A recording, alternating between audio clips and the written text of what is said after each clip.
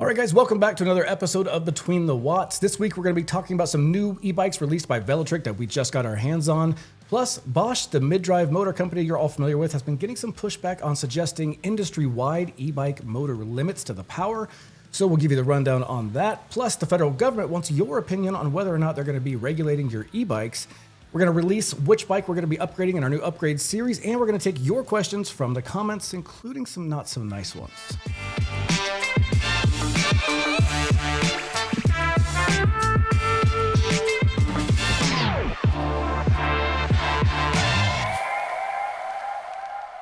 All right, so first up, Mike, what do we have coming down the pipe? Well, some exciting stuff from Velotric. So they have released two new models. One is going to be the Nomad 2X, and that's their full suspension fat tire bike. And this is kind of impressive numbers. They've got a 560-pound payload, which I think is kind of industry leading right now.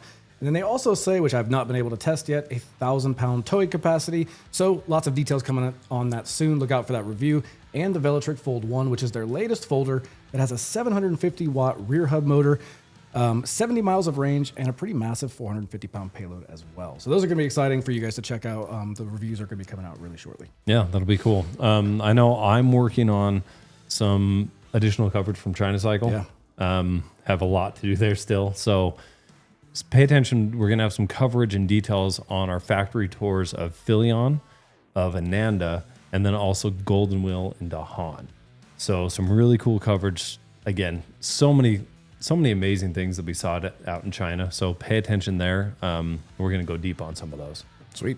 And then you have another cool thing coming up that I know you've been wanting to do for quite a while. Yep. We have finally picked our bike for our project kind of upgrade series, and we chose a bike that I think is a good candidate, and that is the Aventon Rambless. Why would you think that falls into a good category to use? As the one who went to the media event and did the review for the Rambless, there was a couple things when that bike was launched that, I mean, the bike is absolutely phenomenal for the price tag, but there's a couple upgrades that were just immediate, like, oh, if I bought this bike, I'm going to upgrade it, right? Yes. And so I really think the Rambless is a perfect bike for this project because it's an entry-level priced eMTB. I mean, but it's a true eMTB, yes, it's a true eMTB. It is a hardtail, right? So here, that's a little rough because we get a lot of rocks around here. But a lot of places, you don't necessarily need a full sus, right? Oh, yeah. But there's a couple things on that bike that if you upgrade it a little bit, make that thing a stellar bike because it already starts, like the heart of the bike, that motor is a fantastic motor. Talk about like a project with excellent bones. And frankly, the way you get it, it's so close to being awesome. And so we're going to try and just tip it over to that awesome point. It's already great. And this is going to be a really fun series. So excited to share that with you guys. We've got a whole slew of parts and components we're going to be going over. So we will start with kind of our beginning metrics, weights and performance. We'll go talk about all the upgrades we do and then share kind of the final numbers and see what changed and just kind of how the feel of the bike changed in general. Yeah. And one thing that I want to point out, because we kind of went back and forth on, do we make this like a dream build bike? Where it's like, oh, we put $10,000, I mean, not $10,000, but $8,000 into this bike. I don't think I don't know if any of you out there are going to do that on a hardtail bike that's not a carbon fiber frame. Like, that's going too far. Agreed. And so we are actually going to take this approach, more of what an average Joe would do, try to keep it as under budget as possible to where you can really take that bike and take it from a good level to to an even better level without spending that much money. I hope it goes a long way and just kind of resonating with people, because I can tell you as a YouTube watcher and bike review watcher myself, I love when people upgrade things, and I get really disappointed when I find out, oh, well, they put 5, 6, 7, 8 grand into it. I can't do that. Or they got all those parts for free. Correct. These are parts that we actually have sourced or we own, and we're using our own part spin stuff on them. So it's going to be a really fun series that I think you guys can relate to, and I hope that you guys find some value in it. Either way, it's going to be fun. All right, guys, so we got some news of the week we're going to discuss with e-bikes. Justin, kick it off with what you have going on. Tariffs. Everyone's I favorite. Apologize. So it's just the nightmare that keeps on coming. We will make it fast. And there's an update, but also a no update. So basically, earlier this week, the U.S. Court of International Trade determined that Congress has the power to levy tariffs and taxes and not the President of the United States. As reported by Reuters, the trade court's 3-judge panel ruled that the Constitution gave Congress, not the President, the power to levy taxes and tariffs, and that the president had exceeded his authority by invoking the International Emergency Economic Powers Act, a law intended to address threats during national emergencies. So they basically said, you can't do this.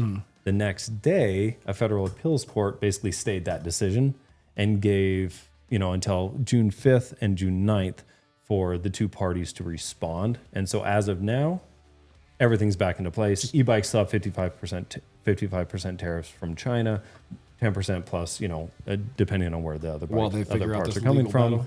And it's still just kind of ping-ponging back and forth in the courts. Ultimately, we will see if this lands in the Supreme Court and could definitely have some long-term ramifications for this. Oh, yeah. But so stay tuned. Hopefully 1 week we won't have to report on this. I can't wait for the week we go, guess what? It's over. Here's the answer. But it would be great. I don't know if that ever happens. In other news, so BMC, are you familiar with the bike brand BMC? I'm sure you are. Yes. Big brand, been around a long time. They're Swiss-based, make really nice performance bikes. I don't like seeing any brands have struggles, but the bike industry as a whole has kind of had some issues last 12 months or so, and BMC has not been immune to it. They laid off 25% of their staff globally, which in a statement and a press release, they kind of cited multitude of reasons, but specifically U.S. import tariffs as influenced the decision to restructure, aligning with broader e-bike issues that they had, like too much inventory on hand. And then on top of that, declining sales. It just ultimately led to kind of this perfect storm that they had to cut some staff.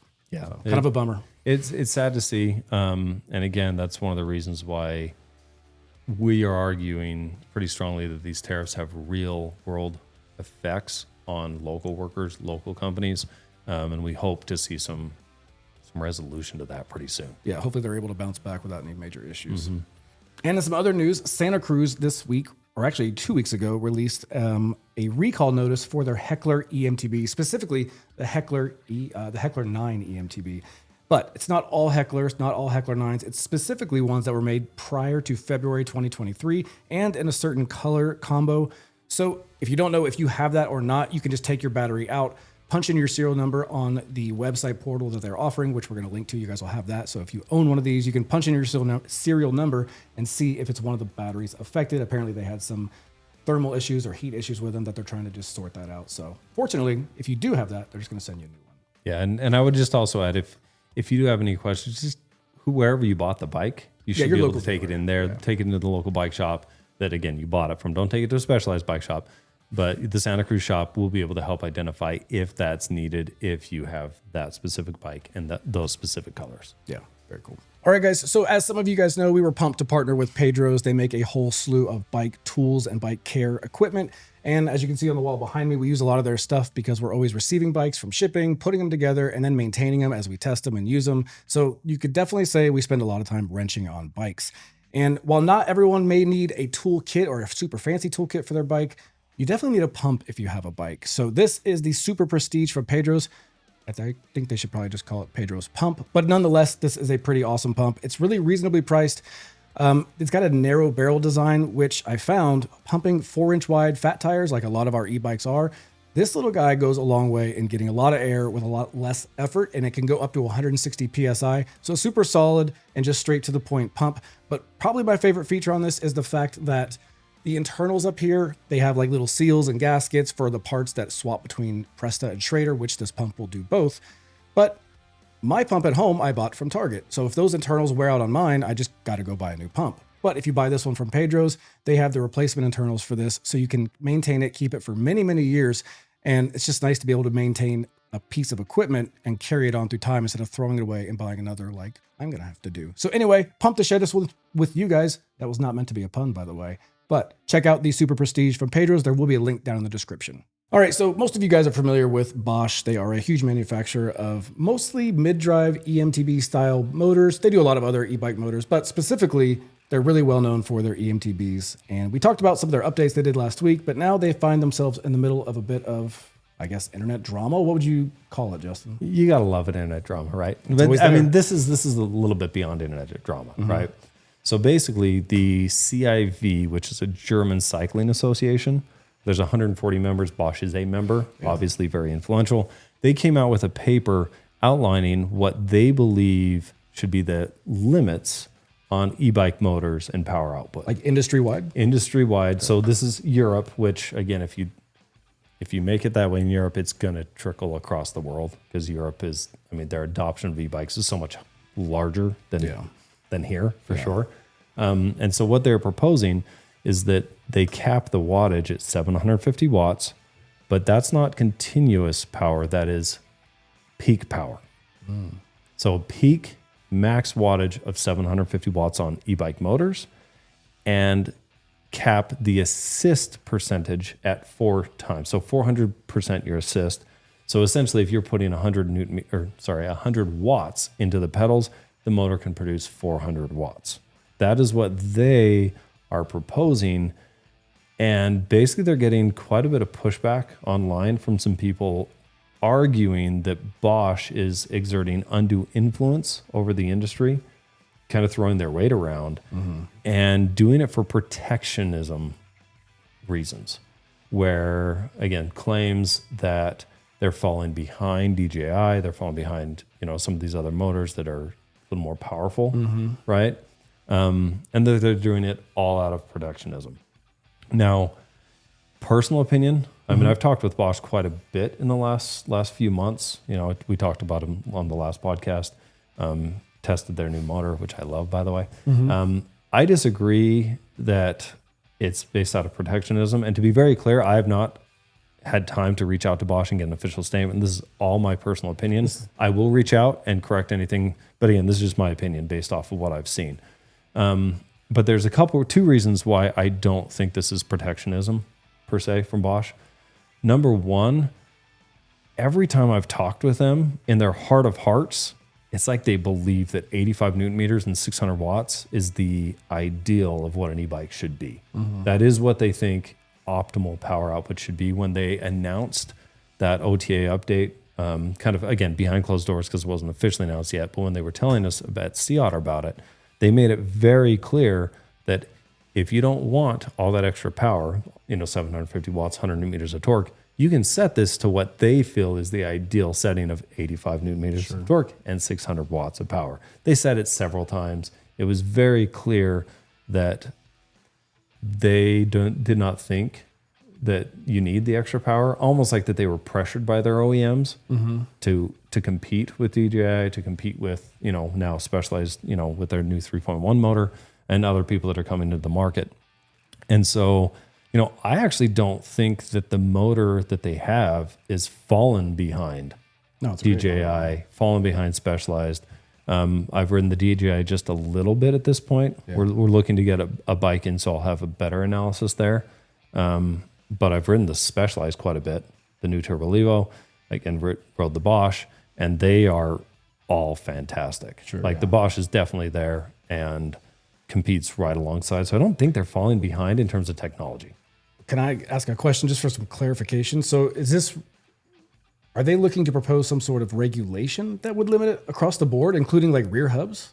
So I'm going to pin the rear hub really quick. But yeah, so Europe is wanting to have a definition of e-bike.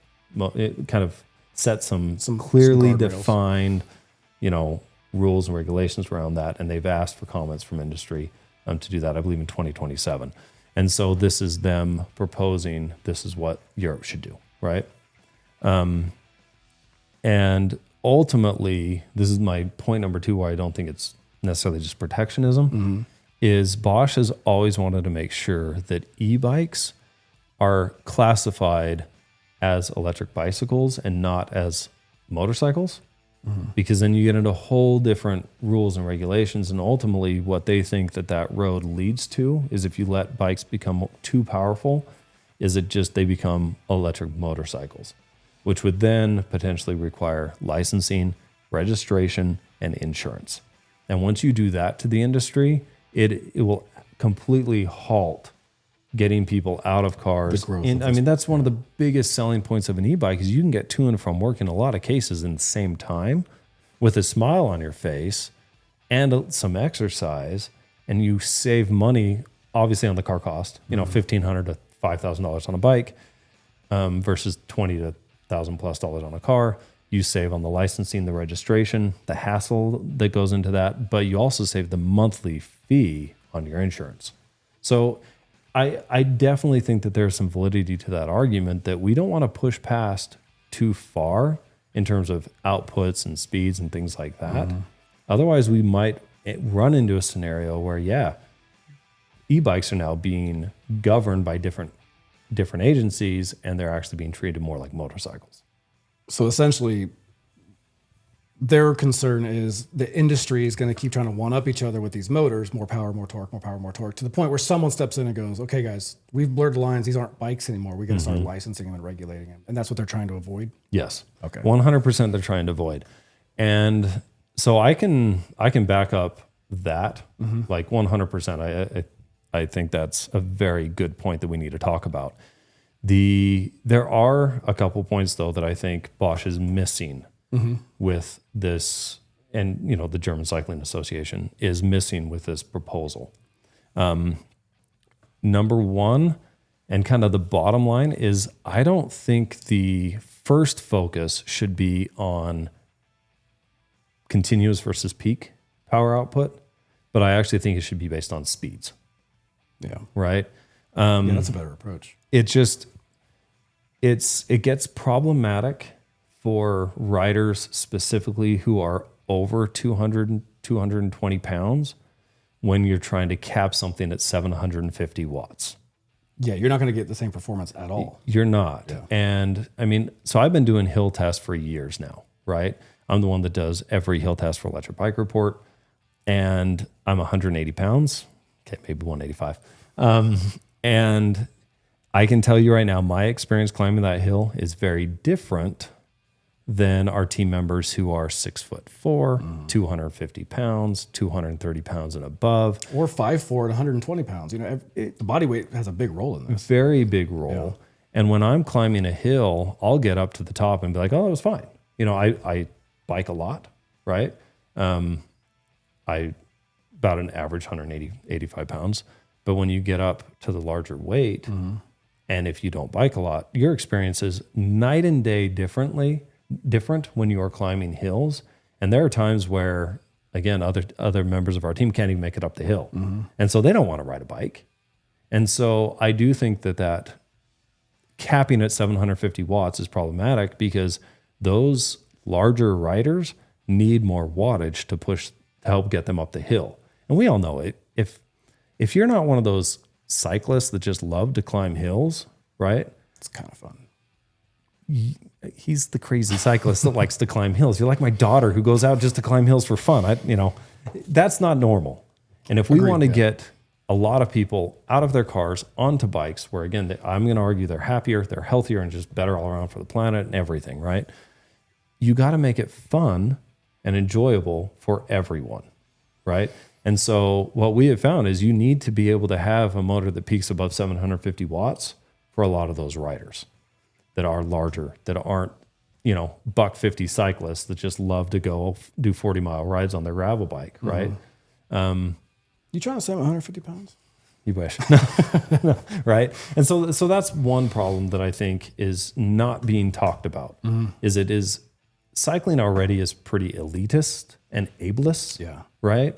Where I don't want that. Like I just don't, straight up. And that's why I think it needs to be based on speed. Speed makes a lot more sense. And for that, basically, for the reasons you just pointed out, if you do a wattage max, you're essentially leaving that individual's experience to be wildly different based on the body or the person they are, rather than the bikes all being the same capability, just limited to a certain speed. Yes. I think it makes more sense. Yeah. And the second problem, and this is just kind of inherent, kind of to Bosch, they don't make rear hub motors.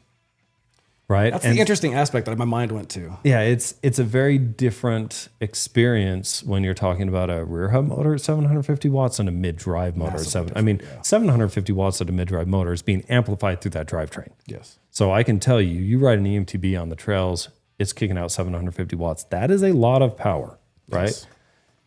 Very different. And on a cargo bike, right, that you've loaded up, you got 750 watts pumping out of that mid-drive motor. That's a lot of power. Might need a little bit more on a weighted down cargo bike, but especially when you move to a less expensive mid-drive motor. When you do that, you absolutely need more than 750 watts. That would crush for a lot of riders, right? And so it's just different because that rear hub motor is not being, that power is not being amplified through the drivetrain.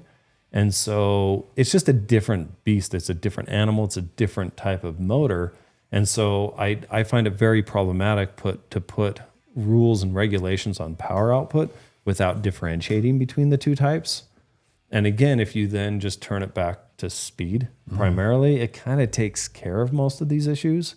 I do think you could potentially have something around some type of acceleration rate that's allowed, where they have some type of maybe a hill test and you're not allowed to climb up at above a certain speed at 250 pounds. Or I mean, you can get pretty technical, or how fast it can accelerate it from 0 to 20 miles per hour with a 200-pound rider on flat. Like, there are some tests that I think could make sense, because I do find it problematic when a bike, you go and you start to pedal and it just bucks you like crazy, right? Like, that's not natural. Yeah. It's dangerous, right? But take something like the DJI motor, where, you know, when I rode that on a ultralight carbon fiber killer bike, tons of power, good speed. Again, the speed was capped, right? Yeah. But the power was all there. It was one of the most controlled, like, safe motors that I felt. And if you look across the reviewers, no one is saying like, oh, the DJI is like out of control and I can't control it, right? They have a lot of different sensors in the rear wheel to monitor the cadence, and combined with their torque sensor, you can definitely dial it in and make that safe. So again, all of those arguments are my arguments for not hyper focusing on power output, at least right now, and focus more on speed and some of those things. Can I just do the devil's advocate, which is going to be, because I hear it in the comments all the time, is don't tell me how fast to ride my bike. I'll be responsible. Don't give me, basically make the bike be super capable, but don't start controlling how fast I can go on it. That's why we have speed limits. That's why we have, the ability, like in our cars, they don't tell you can't make a fast car. They just expect you to follow the speed limit. That's actually the analogy that's used in the comments all the time. What would you say to something like that? So do you want bike cops across all trails to make sure that you are actually obeying those rules? Yeah, no. The other thing is cars are tested to withstand those speeds. They have safety protections built in. There's a lot of reasons why they don't do that, right? I mean, you tell me, how fast do you feel comfortable riding a bike going 35, 40 miles an hour? Depending on the bikes. So flat ground, so we're not talking downhill. Flat ground, going fast, pedaling. How comfortable you are at over 30, 35 miles per hour? Frankly, it does depend on the bike and the setup, the geo. But I would say, generally speaking, after about 30 miles an hour, you start to feel a little like you're paying more attention. Like, things can get a little twitchy at that point. Yes. Yeah. And it's very different if you're on the road versus on a trail, right? But even on the road, my argument is, like, right now, what they should do, right? So step back, and I'm going to make my argument for what they should do. First of all, focus on e-bikes that go over 28 miles per hour. Like, if a bike goes over 28 miles per hour, pull off the cranks, pull off the pedals. And just make it like a fixed peg? Just make it a peg like a motorcycle. And actually define them as e-motorcycle, not e-bikes. Stop allowing these companies to import bikes that they throw a crank and a pedal on to get out of those regulations and slide into this category as a bike, because they're not bikes at that point. Right. And my argument there, I mean, you just kind of backed it up. Like, you ride a lot. You're like, I don't know, pedaling at 30, that's pretty fast, right?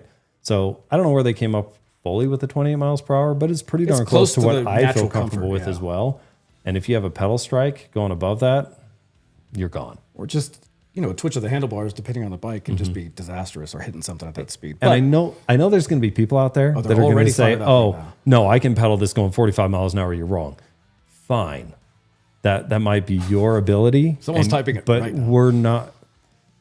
The vast majority of people that I see riding e-bikes do not have that ability, and people are going to get hurt. And I guarantee you, if you're typing that up, you also don't want to license and insure your bike.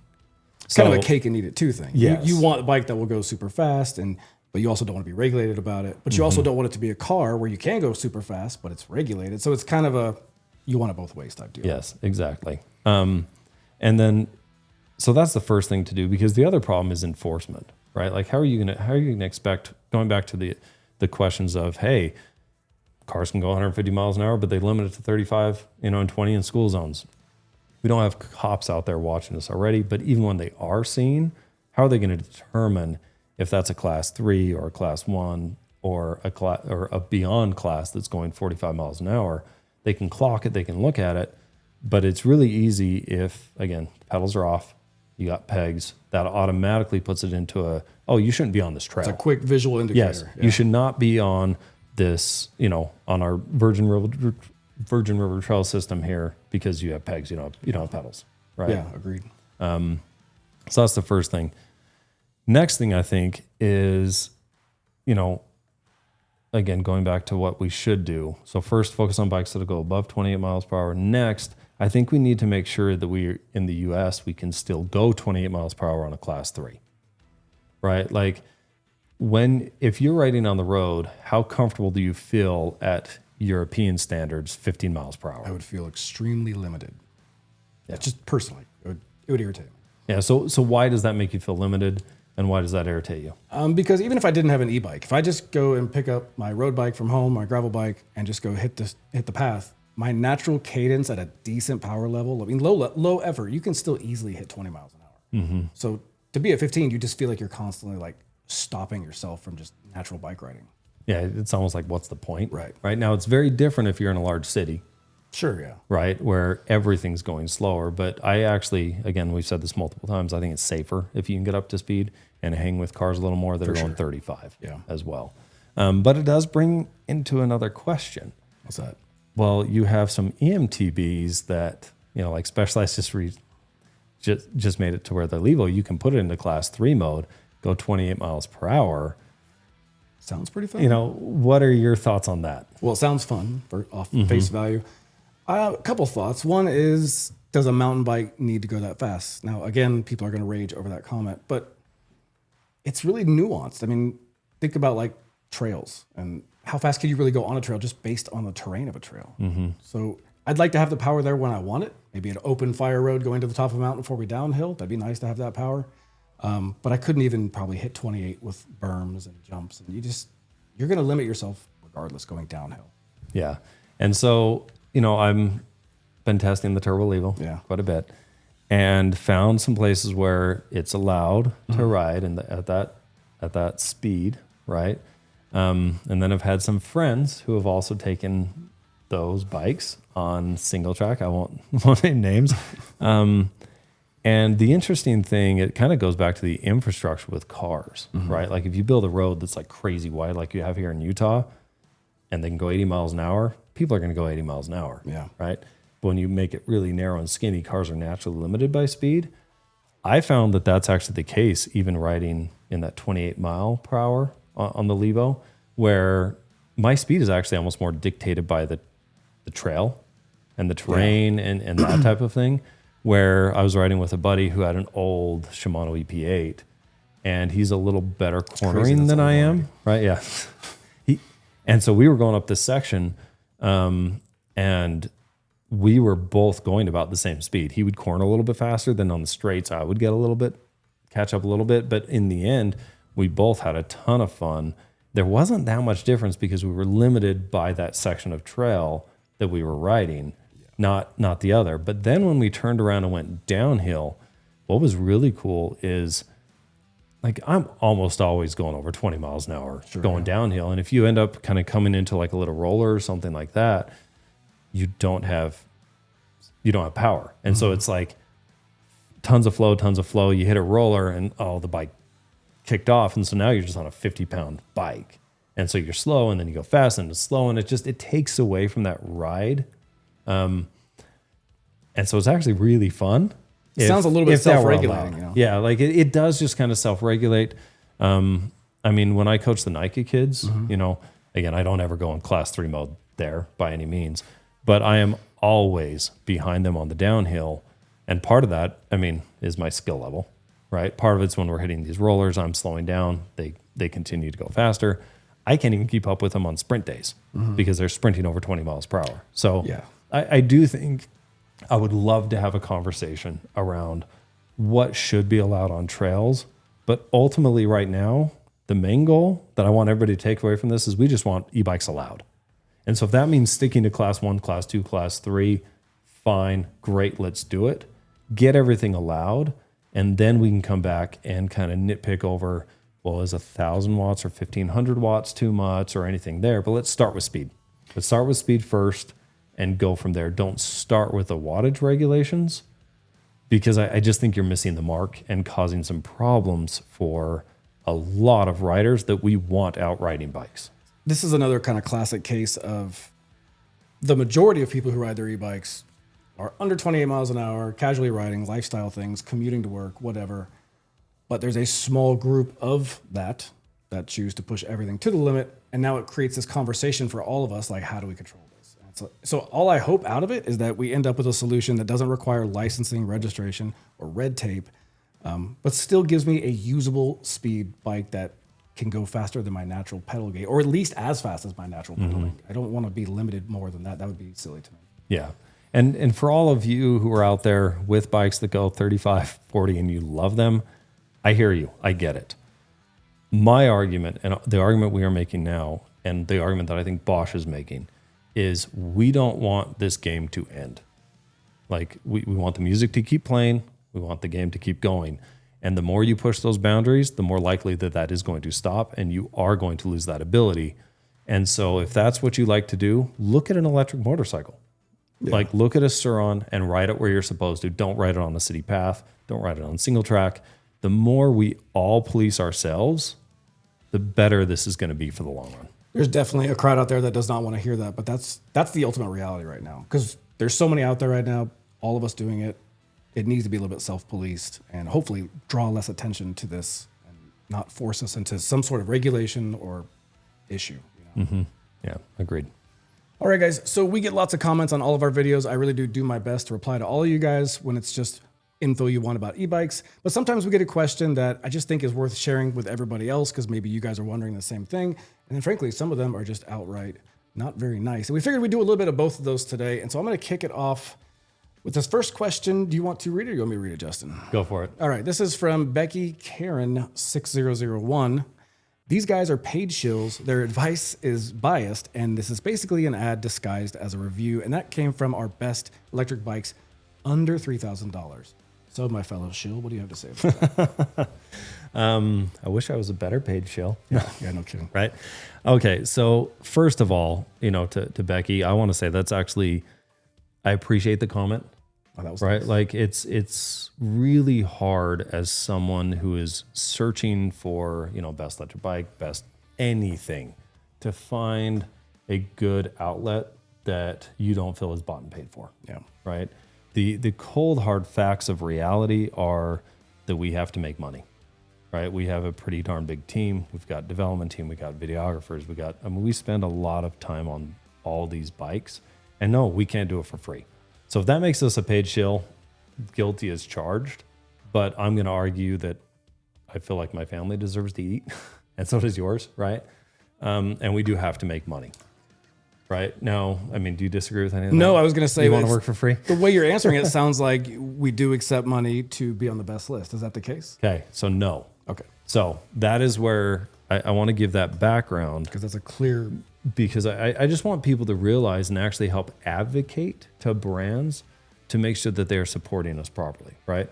So when we do best videos, when we do reviews, we do not accept payment in exchange for saying positive things. We do not accept payment to rank a bike high on our recommended list. Everything that we say with our pros and cons, with our best recommendations, those come from us. We get to choose 100% what we say there. We do not, and a lot of brands actually don't like this. They'll ask me often, hey, send us the video, send us the written review before you publish it so we can check. And I tell them no. First off. I tell them no. And it's not because it's for me, writing it would be an absolute shit show. It would just suck because we just couldn't get anything published. But that's not why we do it. We don't do it because these are independent reviews, right? So I want to just be clear on how we make money, because I do believe in that transparency just helps everything just all the way around. We want you guys to trust us. And so if you have other questions like this, please send them through. Maybe use nice words, but definitely send them through. So how we make money. First of all, we do charge, or try to charge, for the reviews that we do.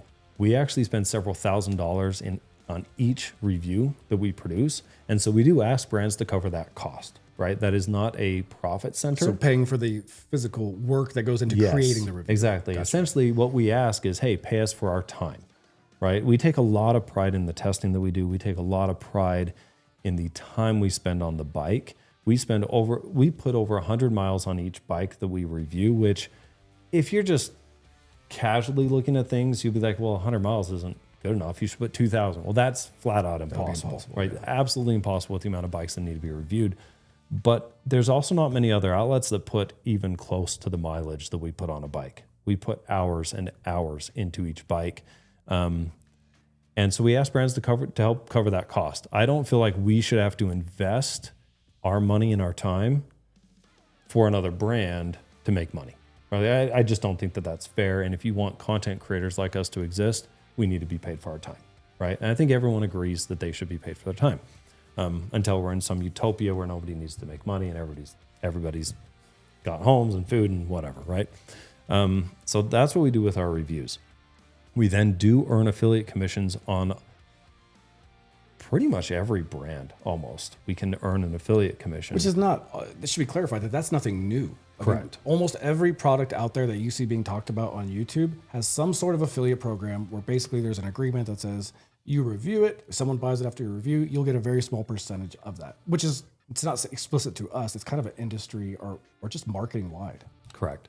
And the way that I try to explain it to people is our goal is to essentially be the bike shop where you can walk in and get advice on any brand that is being sold, whether that be a Venton or Velotric or Electric or Specialized or Trek or Giant or whomever it is.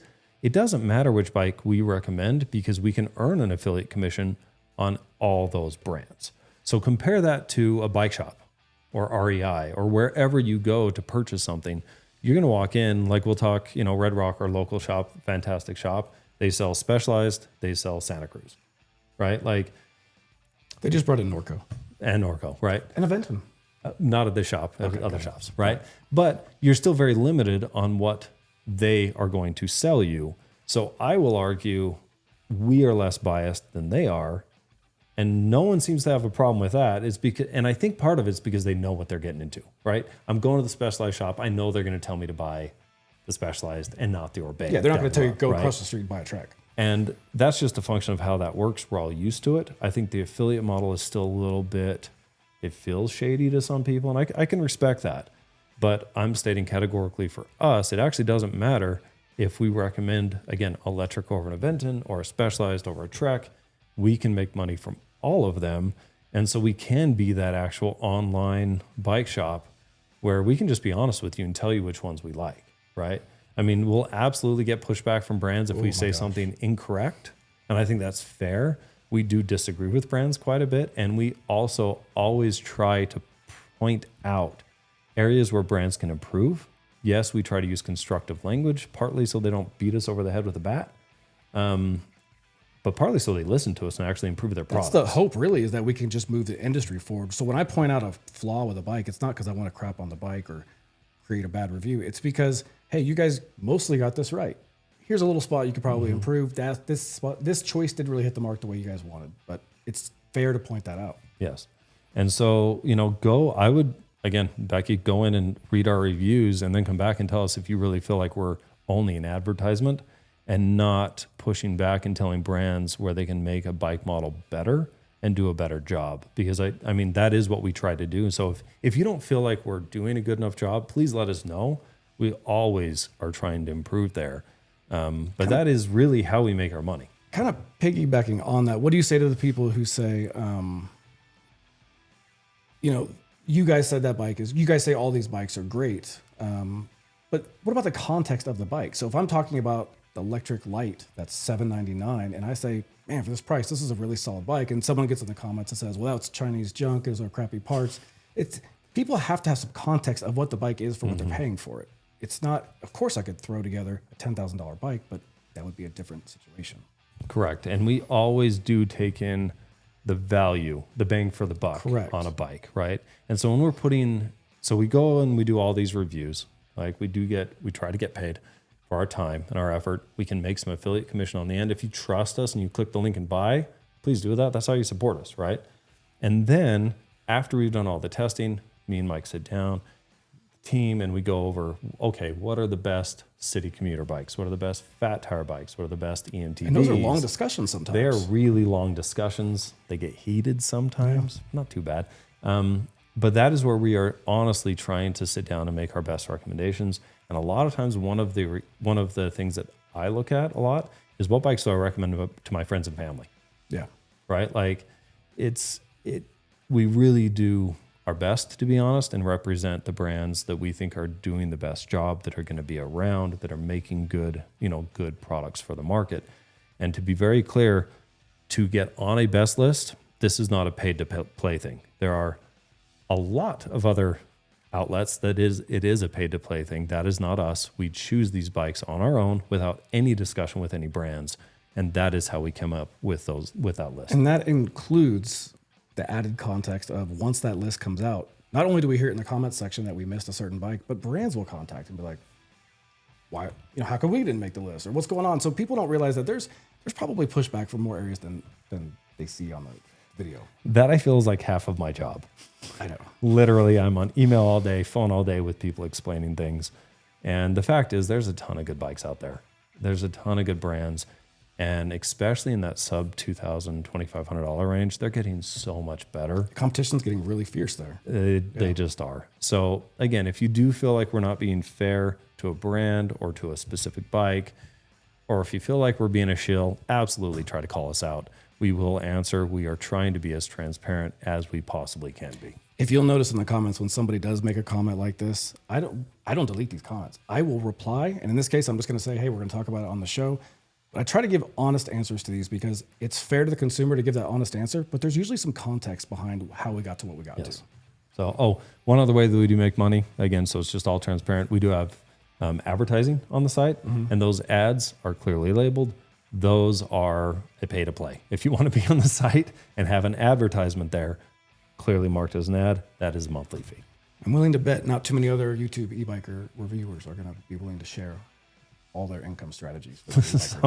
Anyway, it's not rocket science. Yeah. But okay, so moving on to this next question, I'm going to throw it to you, Mike. This comes from Ray T. Wed. One thing you may have said that I missed, they are all made in China, and most what you call reputable companies are just middlemen with little input as to the design. And I think this also came from our best video. Yeah, it was. So interesting comment that I should preface by saying there was a time when I thought that was the case myself. I thought all that's just made in China. They're just shipping it, flipping a profit, and we're stuck with a bad product. But then when you take a step back and you look at your life, you are surrounded by products made in China that a middleman in the US put together or managed that transaction, got it to you, and they took a profit out of that deal. If you want nothing made in China, you should probably go get rid of 90% of your stuff. Now, with that said, what's good and what's not? Now, the middleman really matters. So brands contact us all the time, and they comment on our videos, and they say, hey, review our bike, review this bike, review that bike. And the reality is there's a lot of stuff we pass on, guys. We look at it and go, that doesn't look, maybe that design looks ripped off, or maybe those components are a really odd selection, or maybe it just doesn't look very safe. Whatever the reason is, we try to represent brands who are trying, honestly, to put forward a good product for a good price. Yeah. And what do you say on that? And so I will actually say, because I'm the one that actually gets all those emails for requests.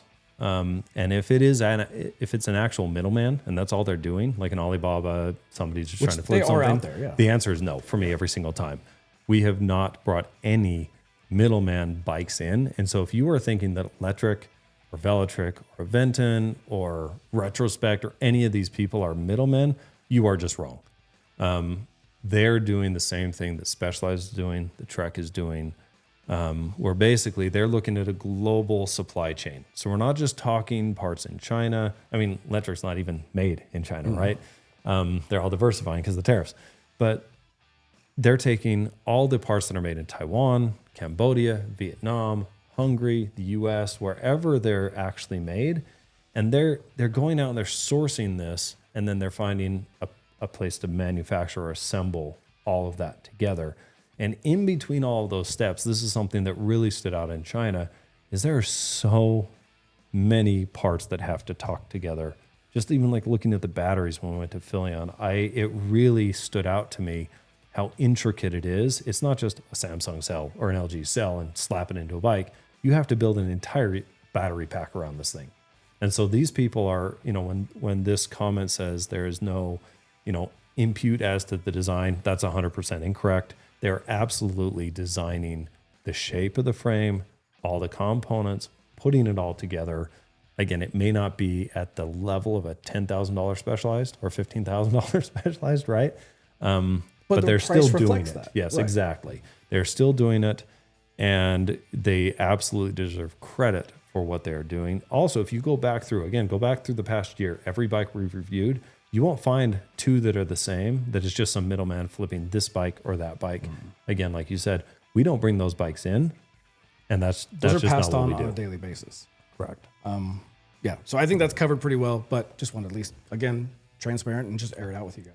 Yeah, and so those are the questions for this week. We're gonna dive into more next week as we go. We've been fairly long-winded today, I feel, so we'll kind of cut it off there and kind of wrap this up. Sounds good, man. All right, guys, we got a little long-winded today. Covered a lot of topics. I can already hear the comments coming our way. Look forward to seeing them. And until next week's episode comes out, Justin, you got anything? No, I think I've said enough. All right, we'll see you guys next week.